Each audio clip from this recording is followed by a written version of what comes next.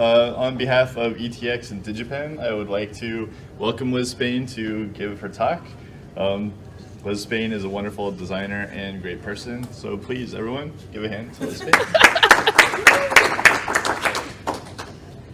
Hi, I'm Liz Spain. I work as a game designer at Lone Shark Games. Of the umpteen billion cards in the Pathfinder Adventure card game, I've done a lot of those. I've worked on the Trail at House on the Hill expansion, a few other game credits and things, but I do a lot of game design work, mainly in the area of cooperative games. That's kind of my forte.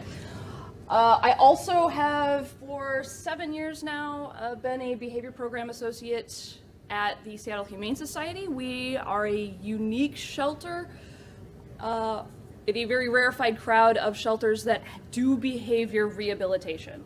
So I work there specifically with dogs who have behavior problems that make them unadoptable, and I rehabilitate them with games that I design. So I've got some background. I love applying sort of the behavioral science and psychology that I learned in my pursuit with dogs to people, because people are animals. That's fine. All right, so what I'm going to be talking about is, yes, there's math in game design. We all love math. I love my spreadsheets. I love my beautiful probability curves. But you can math out the most complex, elegant, perfectly balanced system ever, and it is not fun. Because fun is a heck of a lot more than math. When you think about game design, you want to make sure that people are learning.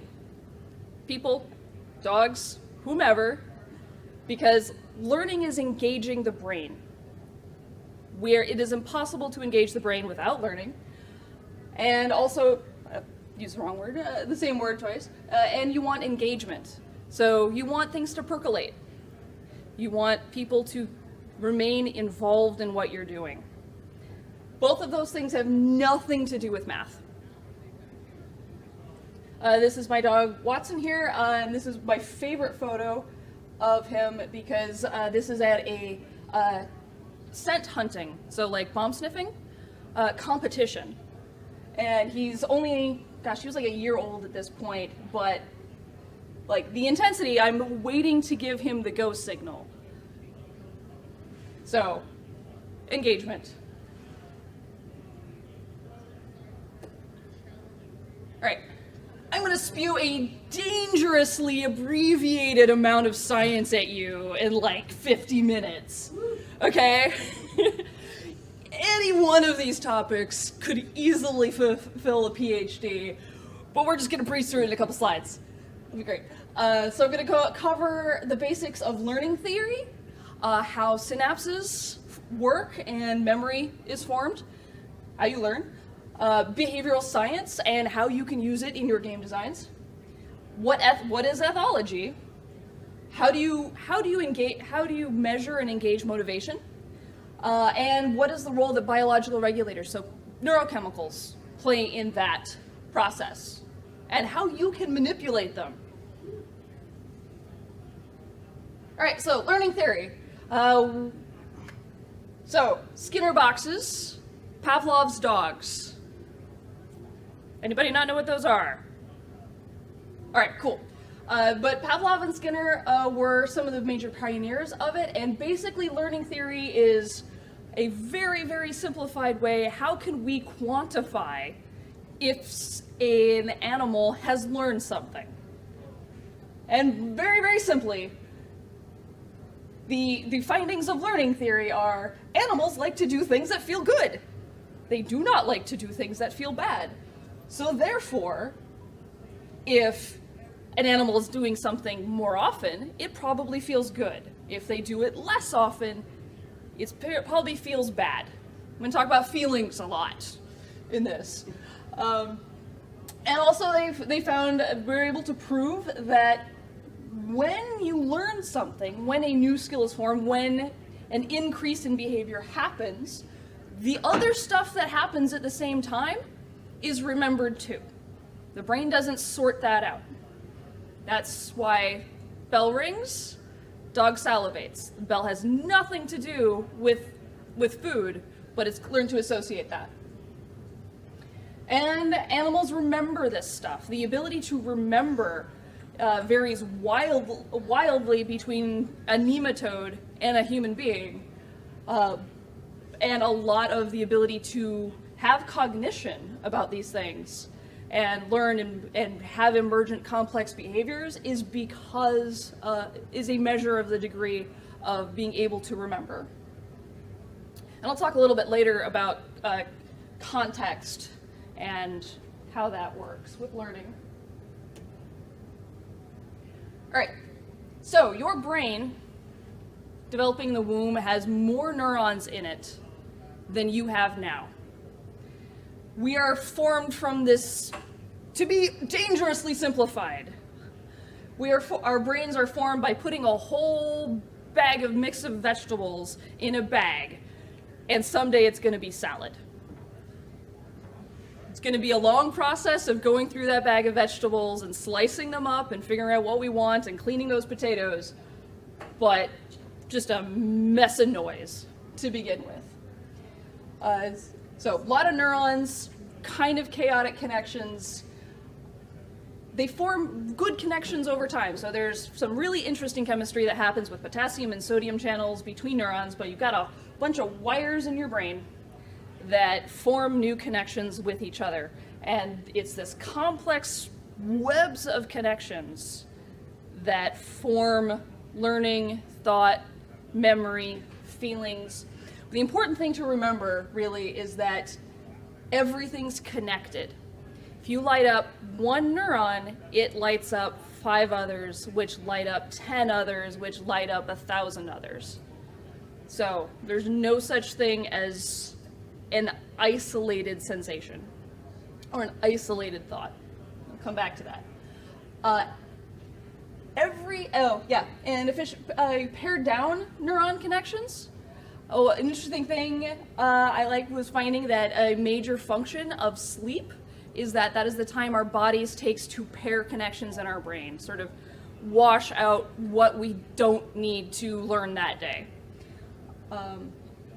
And every time a connection is repeated, that connection gets a little stronger and a little stronger until it hits a threshold in which the connection between those two neurons becomes more or less permanent. So, a key sort of rule of thumb is if you do something 5 times, you will remember.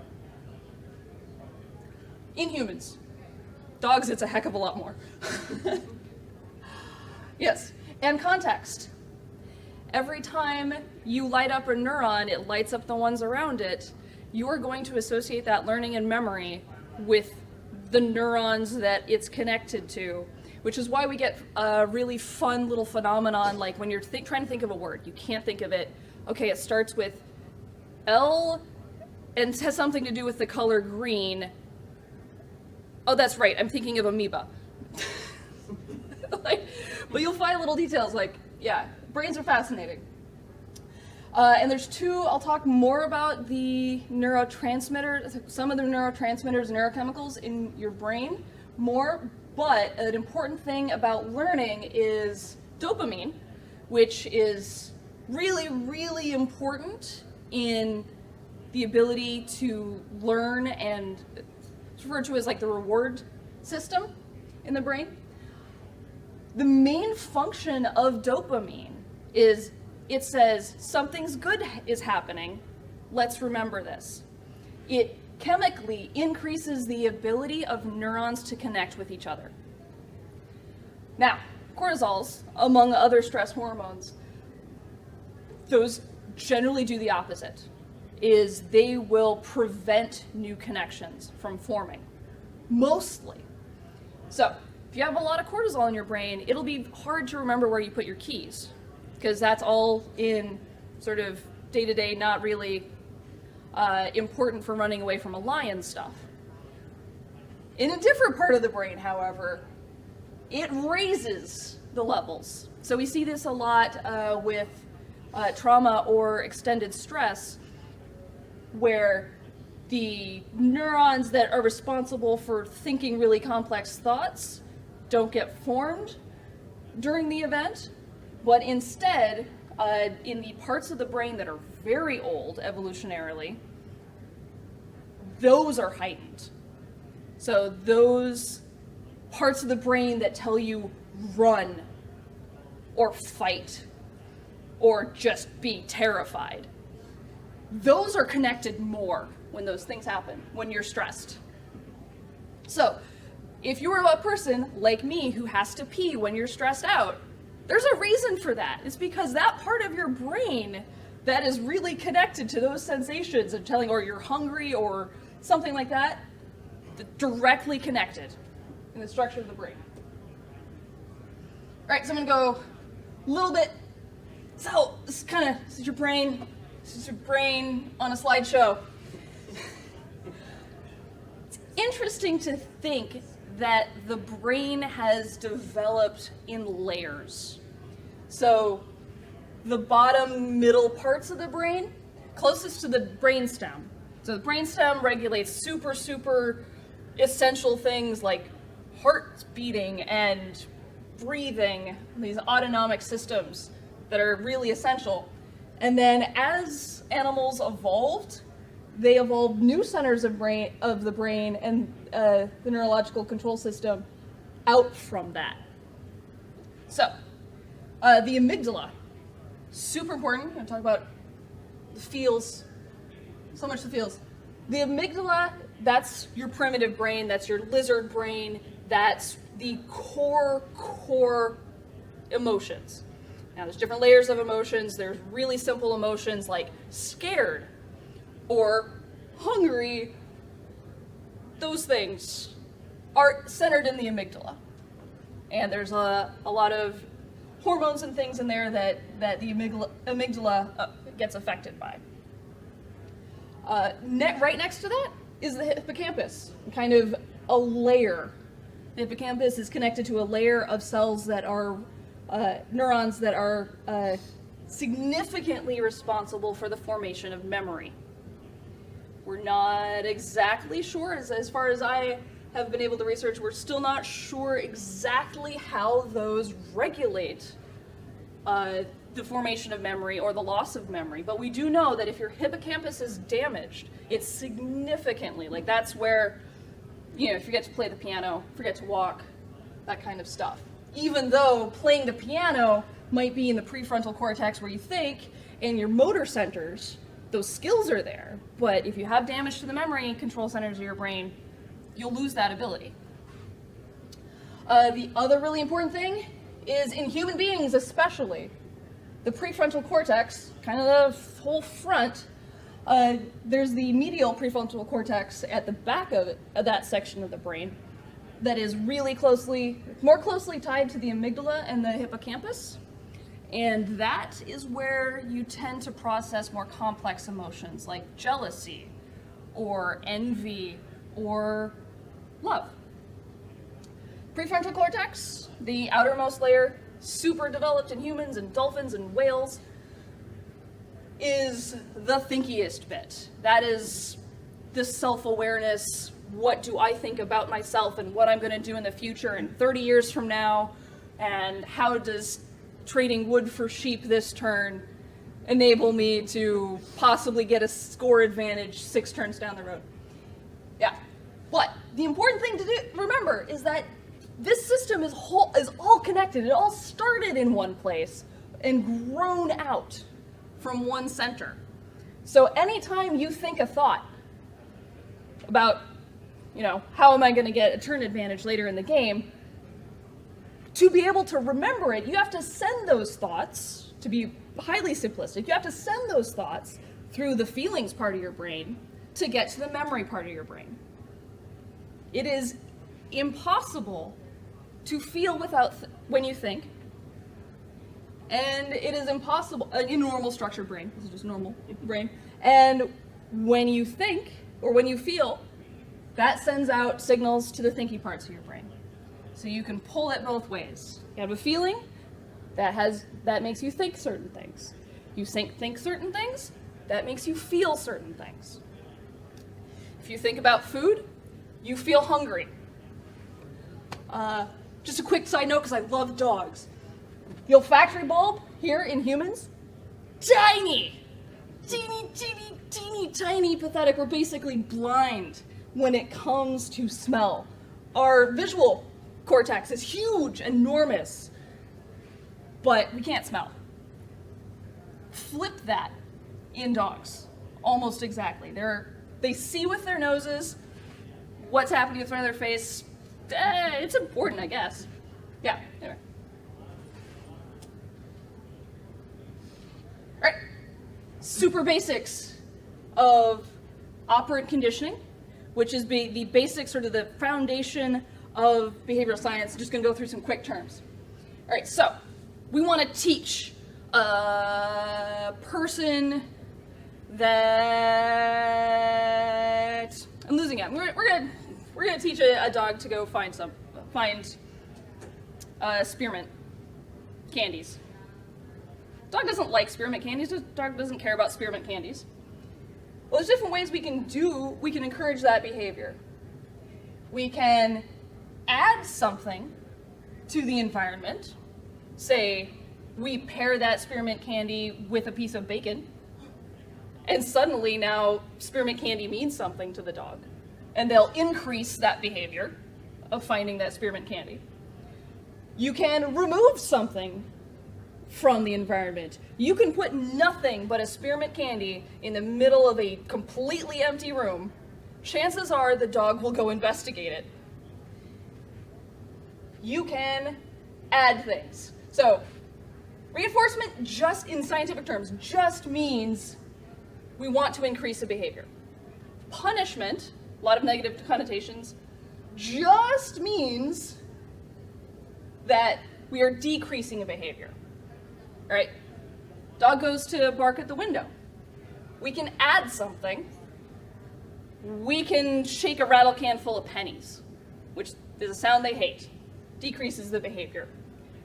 We can remove the window. Decreases the behavior. All right, so in terms of game design, each of these quadrants of operant conditioning elicit different feelings, which I'll go into two of my favorites. Positive reinforcement, adding something to the environment to increase a behavior is the most efficient way to get an animal to learn something. Because science says so. And there is an enormous amount of data to back this up, of just what happens when we reward, and basically it equals reward. When we reward someone for doing something, they want to do it again. So, and in sort of training and long-term learning, we talk about positive conditioning.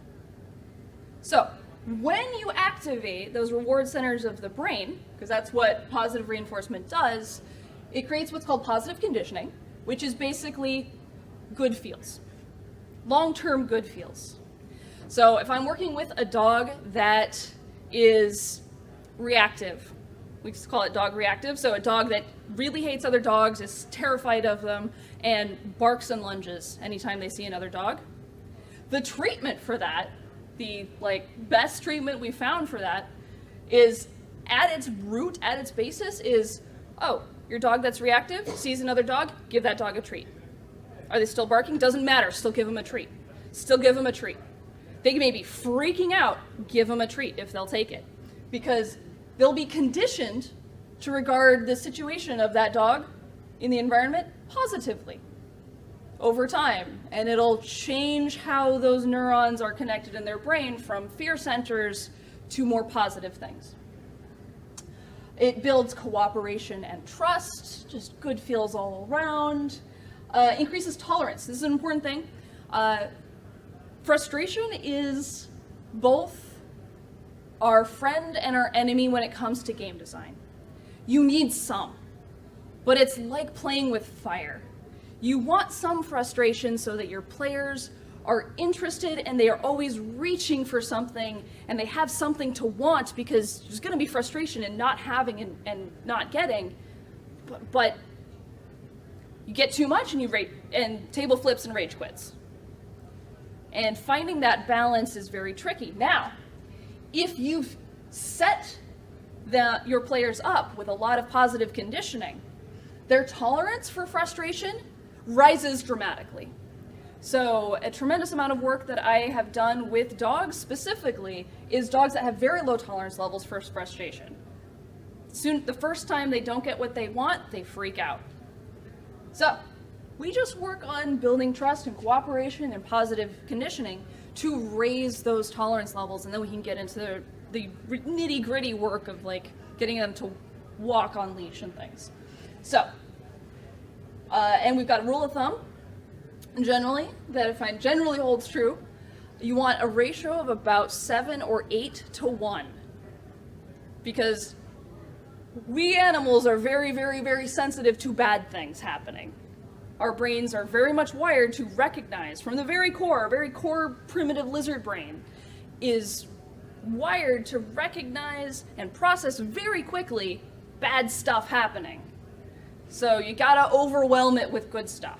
So 7 to 8 times the amount of good stuff is equal to 1 bad stuff. All right, and a moment aside for jackpot theory. Possibly one of the most sinister discoveries in behavioral science and the application of game theory to psychology is finding out exactly why gambling is so addictive. Now, you can use it for positive results, and I do all the time, but jackpot theory is basically the idea that you've trained a behavior, and there is a random reward schedule. So, I roll a die, roll a d10, and any time it rolls a 7, I get a candy. Sure. I'm only gonna keep rolling that die for so long. I only need so many candies. This is getting boring. Bleh. Now, if one every who knows how many times I roll that die, I get 500 pounds of candy dumped into my lap. Oh my God! It's really fascinating watching animals in an MRI when this happens because the entire brain lights up. It's like our brain is overwhelmed. The dopaminergic reward systems are just totally overwhelmed when a jackpot happens. And the entire brain lights up. Like, oh my God, how can we do this again? This is weird. This is amazing. All the feelings all the time. Right? So, if you want a contiguous behavior, if you want someone to do something again and again and again to the point that they may not eat or sleep. I'm reminding me of an example. There was a German Shepherd mix we had at the shelter who we were trying was really, really bad when anybody would come to his kennel or the door would like bark and lunge and chew on the chain link till his gums bled. So we decided to train a behavior that's completely incompatible with that, which was when someone comes to the door or the door of your kennel, sit and wait by. Just trained it. For whatever reason, as soon as we started jackpot treating that dog, that was the only thing he wanted to do. He sat in front of his door for 6 hours, ignoring a bowl of food. So then we had to like back off and like train him to do other things and back off the jackpots. But yeah, he probably would have continued sitting there and sitting there and sitting there and sitting there until he got another jackpot. Incredibly powerful. All right, I'm going to talk about that fire again. The negative punishment. So, negative punishment is taking something away.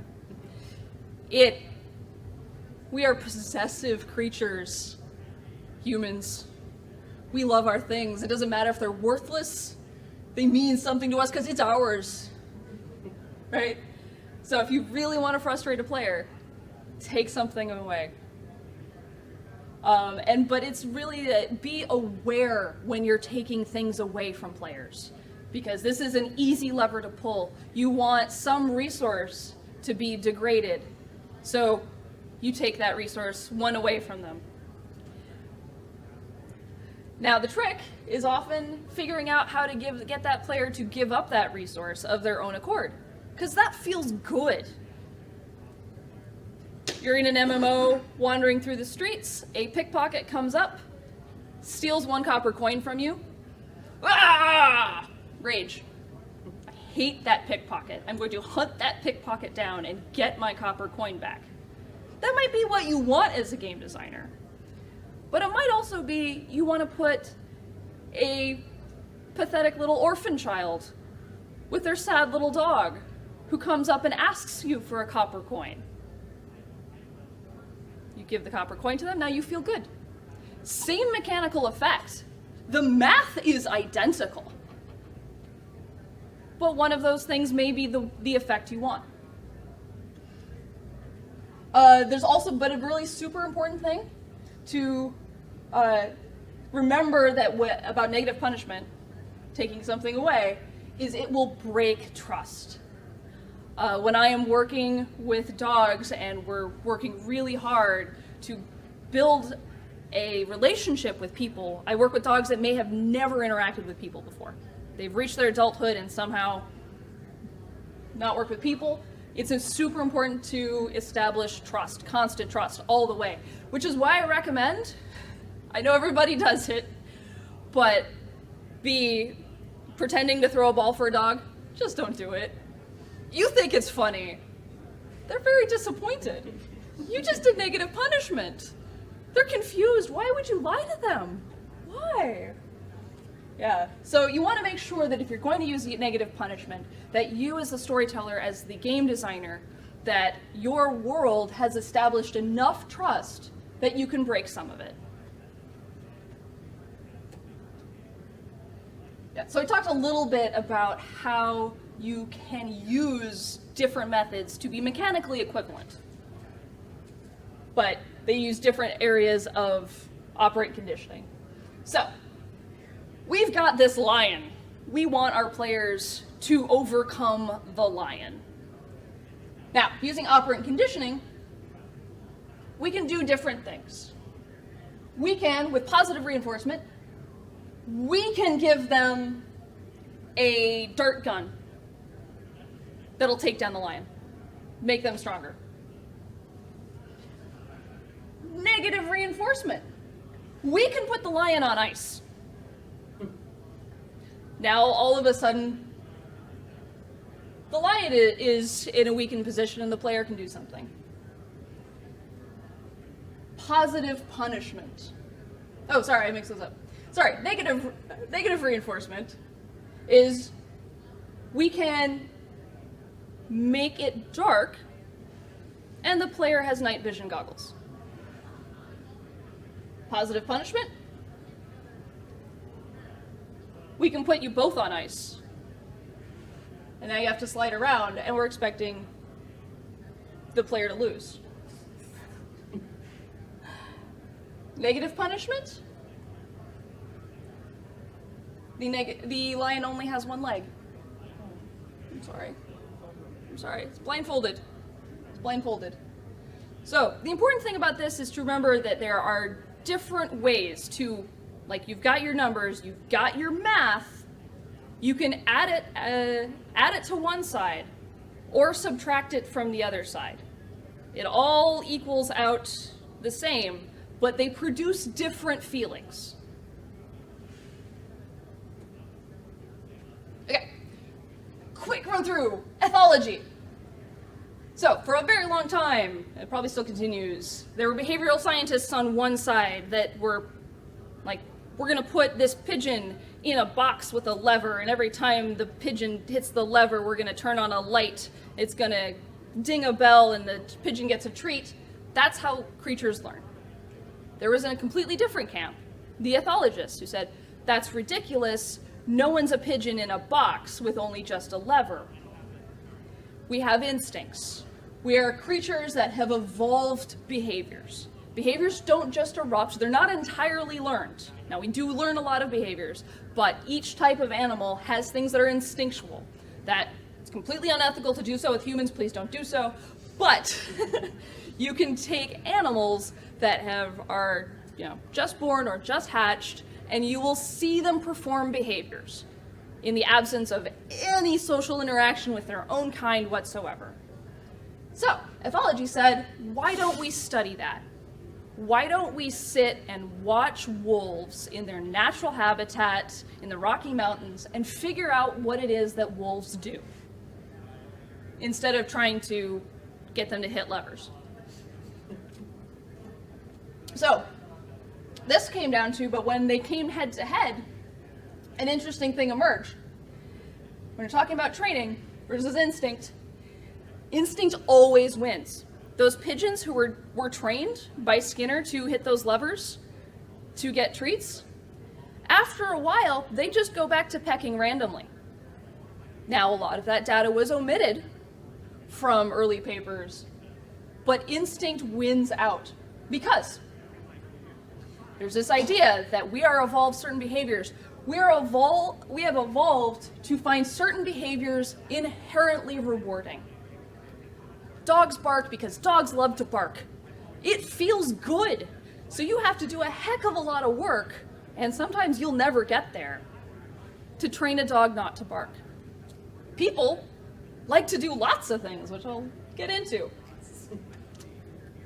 But these things are inherently rewarding. You can try to stop people from doing them, but they're gonna do them anyway.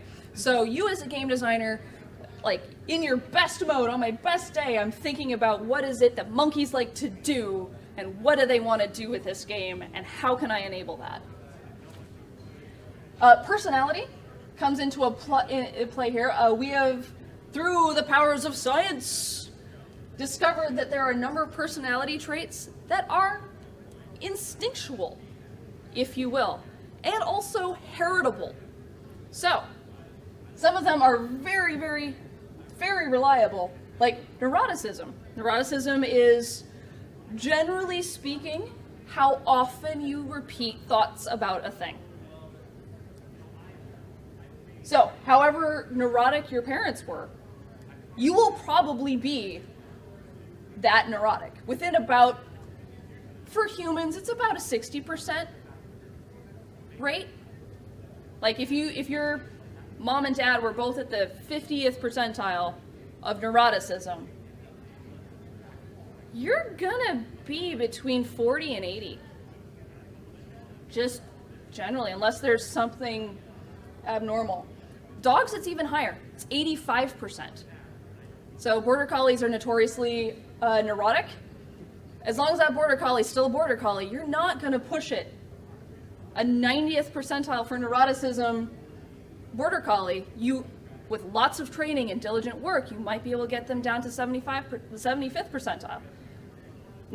Don't expect further. So, in the big debate when people ask me, so Liz, do you believe training is more important than like dog breed and things? And I go, oh, that's a whole discussion. But there are these traits. So, but neuroticism, any of these personality traits don't necessarily mean bad things. So, I might work a lot with dogs that are highly neurotic, so much so that they've developed bad patterns of behavior that make them unadoptable. But maybe we can, acknowledging that this is a neurotic dog that's going to be kind of OCD, I can try to figure out ways to channel those thoughts and that thought pattern into something more productive. Yeah, because the border collie who obsesses, chews his tail until he bleeds and develops horrible skin infections, is also the border collie that diligently watches sheep for 14 hours a day. Obsessively protects those sheep. Sensation seeking is also a big trait you inherit from parents, which also kind of ties into curiosity, but interestingly enough, not. So different players are going to vary in how much these basic traits. On the nurture side of things, however, how you bond with other people or animals, but bonds in general, affects how you think and how you react. So in a secure bond, mom goes away, it's okay, I'll hang out, mom will be back. An insecure bond, mom goes away, when's she coming back? I'm gonna stand at the door and wait till she comes back because I'm worried she's not gonna come back. She didn't come back for over an hour last time, she might not be back for days. An avoidant bond, mom goes away, psst, I don't need mom. Just completely ignore it, avoid it as much as you can. So, going into the ethology of primates, what do monkeys like to do? Super quickly, they like to choose things. We like variety. We are gatherers, we are hunters, we like to just have lots. We like lots. Lots and lots. Now, interestingly, there are animals who don't like that. We are so accustomed to thinking that more is better. It's not true. When it comes to choosing toys, humans will choose the most toys. Cats will choose the toys that most look like prey. Dogs will choose the newest toy. Doesn't matter what it is, it's the newest one, it's the best one. To a degree. Some will have favorites, but that's general preference scene. We like to explore things. We like to manipulate. We've got these amazing monkey hands. So if you're designing a board game or a video game that has things that we want to pick up everything, if you put a whole pile of stuff in the middle of the table at the beginning of the game and say, no, you can't touch any of that, we're going to be a little sad. We like novelty and new things. We like to stake out stuff that's ours. We like to work. Now this is kind of an interesting thing because we have evolved, and a few other animals have, that we've seen in research and study, that enjoy having a task, even if it's dull, even if it's boring, even if it's repetitive. We like having a purpose. Now, some of this is higher evolutionary, like their prefrontal cortexes are so developed, we want to keep them active. We want to be thinking, we want to have something to do. There are animals where that part just kind of, whatever, shuts down. And we are relationship junkies. So much so. Not as much as bees, but we love to build relationships. So, player interaction, like, don't fight it if you can avoid it. All right, so motivation. This is a hound. It is a scenting dog. It has been not only evolved with that amazing, huge olfactory processing center in its brain, but has been specifically bred to maximize wanting to engage that part of their brain. You're not stopping them. So we would call that an intrinsic motivation. It comes from within the animal. Extrinsic would be like rewards.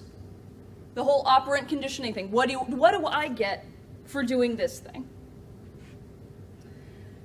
When it comes to decision making, however, the speed at which you are making decisions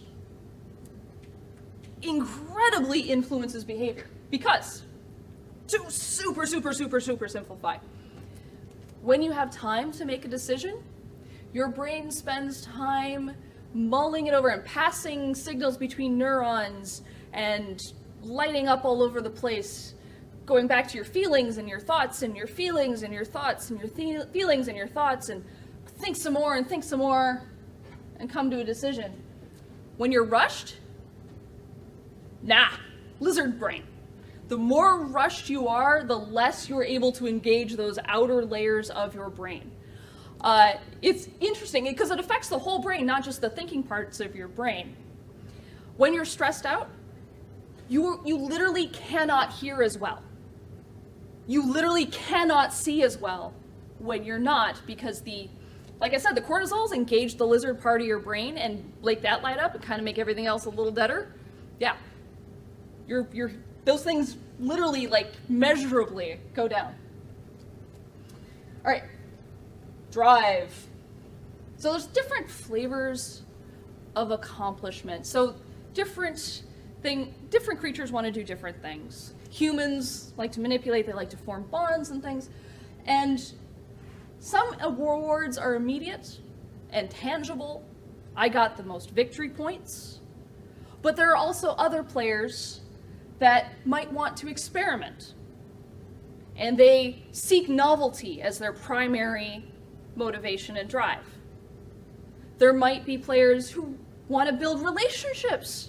They want to cooperate as their primary motivation and drive.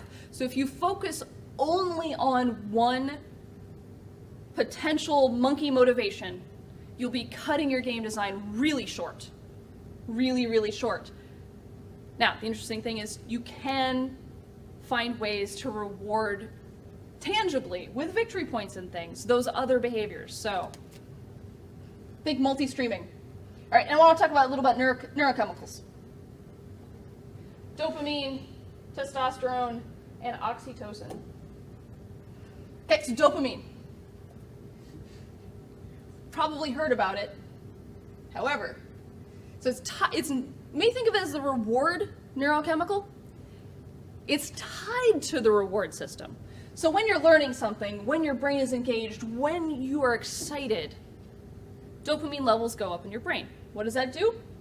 That causes the neurons to be more potentially connecting to other neurons. So you're easier able to learn, and it also makes the signaling between neurons, it changes that to enable that learning. So, important thing I put at the bottom of the slide, should have at the top of the slide, the really important thing to know about dopamine is that it's not the reward for learning or action. It peaks when you think you're gonna get rewarded. And it increases the ability to learn. So if a reward is coming, telegraph that shit. Let them know. Surprises are fun, yes, but people will enjoy it more if you don't surprise them. Interesting study I saw recently was spoilers don't ruin the book. Study was done and most people enjoyed, even if they said they didn't want any spoilers and it would ruin the book for them, most people enjoyed a novel more when they heard about the ending beforehand. And humans are really good at manipulating our dopaminergic reward systems. We put off, we sacrifice, we work for rewards that are coming not even in our own lifetimes, in the cases of afterlife beliefs, right? We save up for retirement, some rewards we may never see. We pursue rewards that we just have a sense that society will benefit. Because these dopaminergic reward systems are super active in the prefrontal cortex. Now, the marshmallow test, this is a fun one. Simple test, like, hey, when do kids, developmental psychology, when do kids learn how to delay rewards? Put a marshmallow in front of a kid, say, I'm gonna be back in 5 minutes, and if that marshmallow is still here in 5 minutes, you get 2 marshmallows. Now, generalizing here. Most 1-year-olds eat the marshmallow.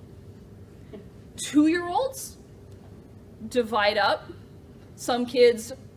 A few kids eat very quickly, marshmallow. Some kids wait it out like a minute, and then like, can't do it, give in. Get to 5-year-olds.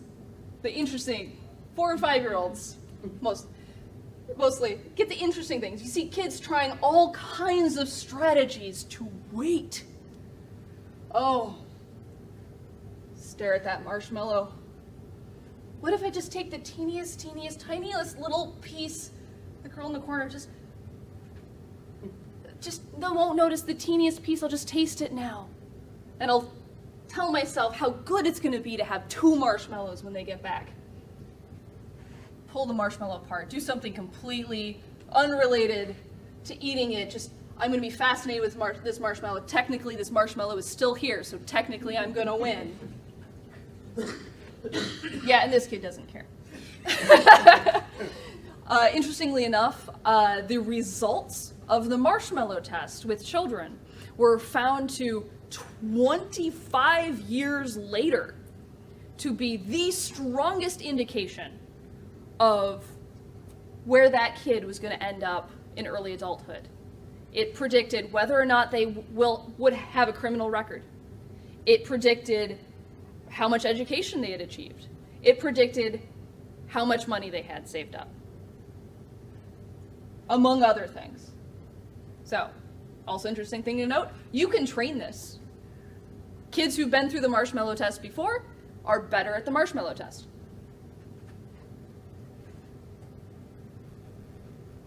Testosterone. It gets a bad rap, I feel, as being responsible for violence. It's not. What happens is whenever a primate is challenged in something, testosterone levels rise.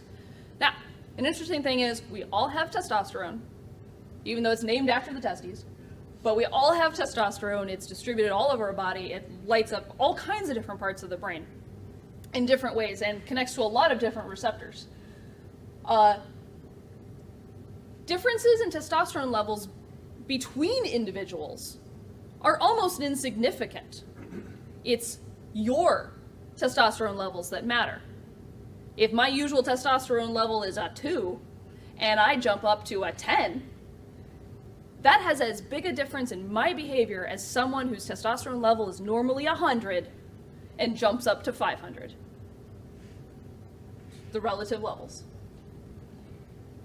All right, so testosterone is a gas pedal. When a challenge, it says go. Something's going to happen. And it'll keep going on until things calm down. Now, the interesting thing about testosterone is it lights up particular parts of your brain more than others, particularly the one that's good at recognizing upset faces. It's a social hormone. So, when you have your testosterone levels rise, when you are feeling challenged by something, you are less likely to see when people are happy with you. When you are feeling that you are disadvantaged, that you need to retake something, you will not see the people who say they love you. You're looking for the angry faces. Your brain is looking for the angry faces. All right, but the main thing it does is increases status-seeking behavior. Now, this could be violence.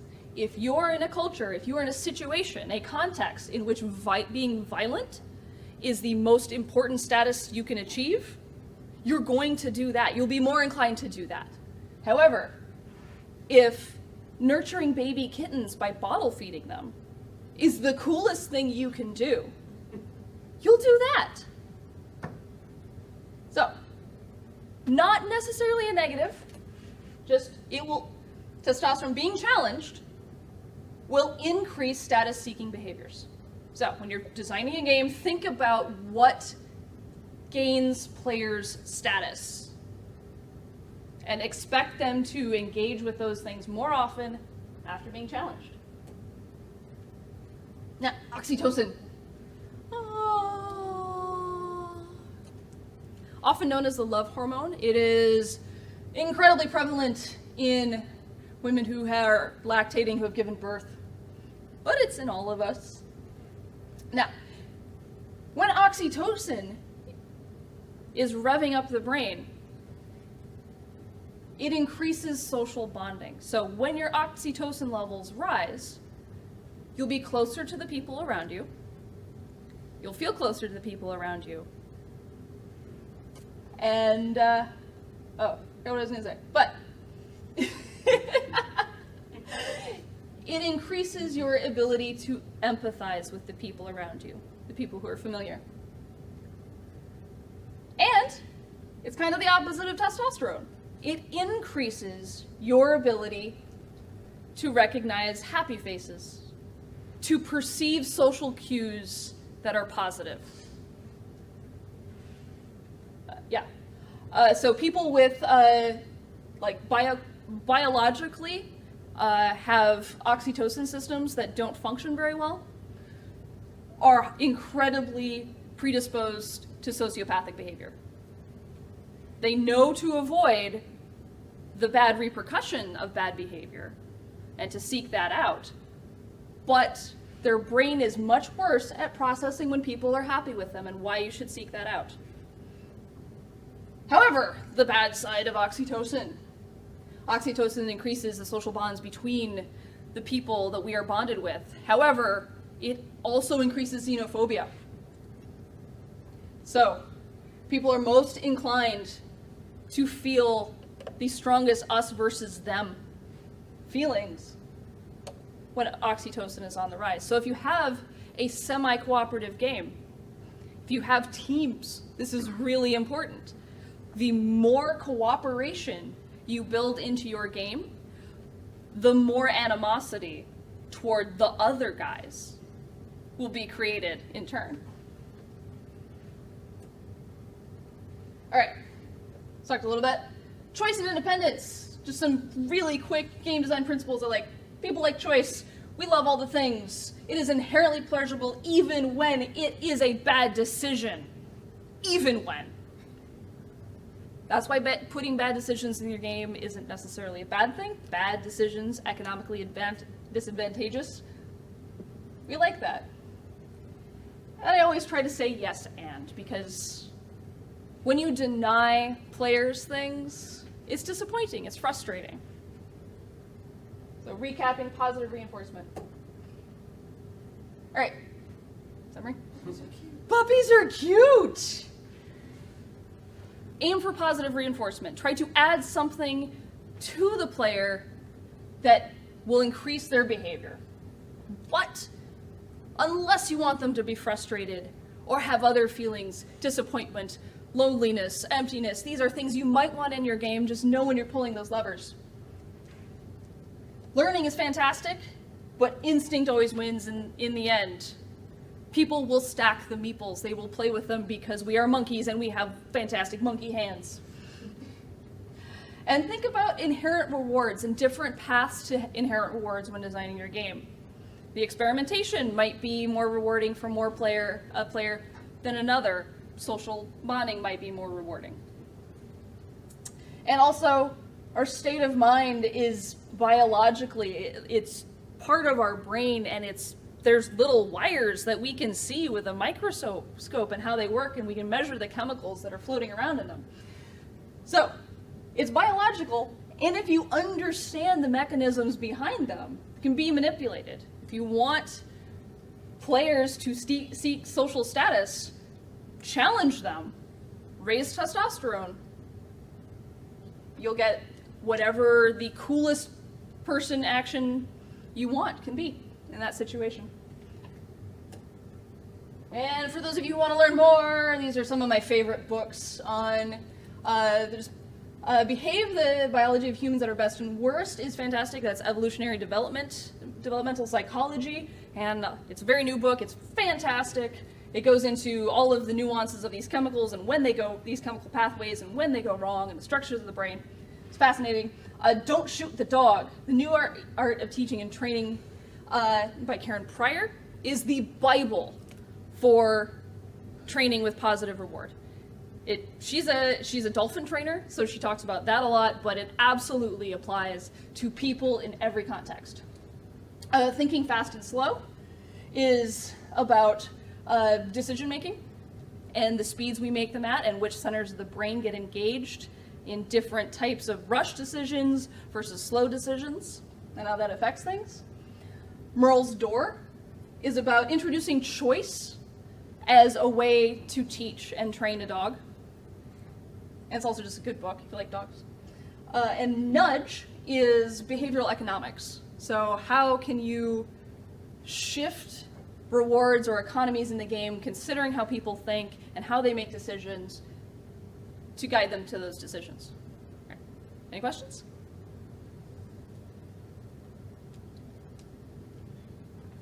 Silence. All right. Well, thank you for coming so much. And I'm available to nerd out about psychology. Or dog training.